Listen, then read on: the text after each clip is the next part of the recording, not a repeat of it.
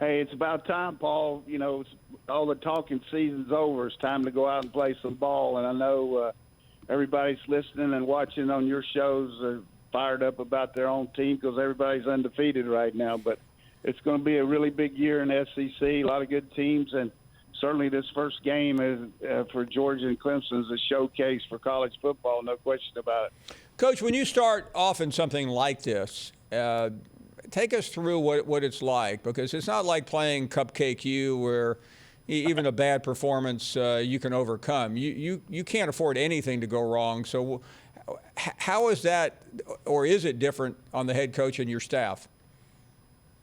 Yeah, one of the things you got to do is get your team ready for the season, though. I mean, you got to get ready for the conference, and you got to show them all that in your spring practice and your fall camp. And listening to Dabo and Kirby, I think both of them kind of took the same approach and got their team ready, worrying about Georgia and Clemson, first. And then the last 10 days, they've really started to focus on the opponent, and that's what you do.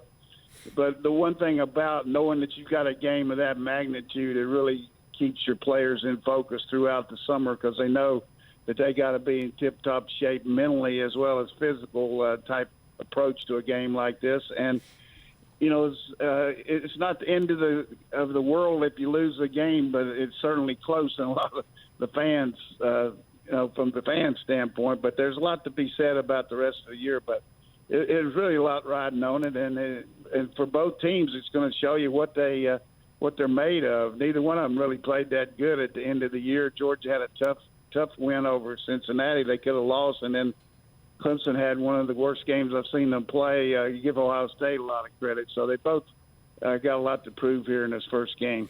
Talking to Coach Jim Donnan, so many conversations have begun on the topic of JT Daniels. Coach, you're a former quarterback. What do you see when you watch him, and what does he need to do? Well, one thing that's good for JT, he's had a full year here. He's had a chance to go through spring practice. He's gotten to know the players a lot better because last year, everything was on Zoom, and you got to go practice, but you didn't meet with them individually like you do now and collectively in, small groups with the offense and defense. And I think he's had a chance to develop some leadership for himself and exert that among the players. And he's gotten a lot more comfortable with the system, knowing what Coach Monken wants and his supporting cast, even though they're going to be missing Pickens, this great wide receiver who has a torn ACL, certainly has had a chance to work with him on the timing and the routes and recognition of coverages and all that. And he's a very adept quarterback. He knows what to do with the ball, and he can get rid of it. He's not a runner, so to speak, but he really can deliver the goods, and that's going to be important in a game of this magnitude. Talking to Coach Jim Donnan, Coach, as you look at the Georgia team, you know the personnel very well. The losses are large. Go over how you think this program will be affected by losing 4 starters and some other question marks on top of that.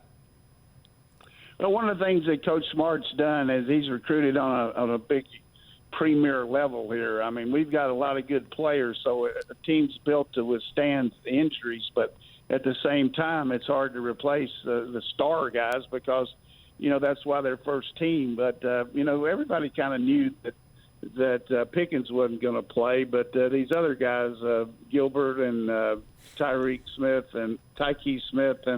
and Darnell Washington, certainly that hurts you a little bit. I think the biggest thing with our team, though, with Georgia, is the fact that they lost so many defensive backs.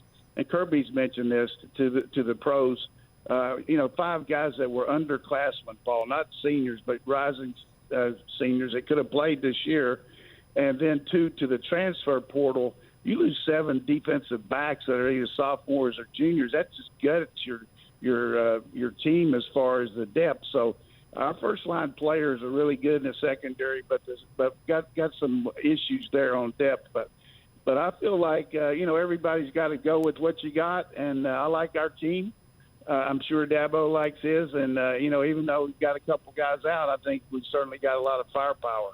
Talking to Coach Jim Donnan. Coach, let me move off of this game into some other games. Everyone is assuming that Alabama is just going to roll over Miami. we can't stress enough how many great players have left Alabama. You assume that equally great players replaced them. What is your assessment of Alabama? Well, one thing about Alabama, they've always been good about reloading, and they got so many good players they've recruited, kind of like Georgia and Clemson. They just got really good players waiting in the wings. I would say this about Alabama compared to the last couple of years, Paul. I think for the first time in 3 years, their defense is the kind of defense that you expect from Alabama. I think they're going to have players out there, particularly at linebackers in the secondary, that are going to be of the skill level, that are going to be very hard to give up big plays. And that's what really has plagued them here the last couple of years. You look at Ole Miss and Florida, the way they went up and down the field. I think they'll be a really good tackling team, and their defense is going to make it hard on Miami and everybody else. Offensively, they certainly lose a lot of firepower. I mean, their quarterback's going to be starting for the Patriots. I mean, they got all these guys around the league, but at the same time, they got good players. The one thing about Miami that intrigues me, Paul, is they've probably taken the transfer portal to another level and got a lot of good players from other teams. How they're going to mesh with Miami is going to be a real important ingredient because, you come in there, and if you take somebody's position, that guy's not real happy about it. So morale is going to be important for Miami, but I'm sure that Coach Diaz will handle that. But they got a really good quarterback coming off a knee injury. King, he's a really good player. But I just got to feel one thing, Paul. Roll Tide. I just feel like they're going to get after him pretty good. I mean, until somebody proves it different, I just think it's hard to change something that's rolling like that football program. Thanks for watching ESPN on YouTube. For live streaming sports and premium content, subscribe to ESPN+.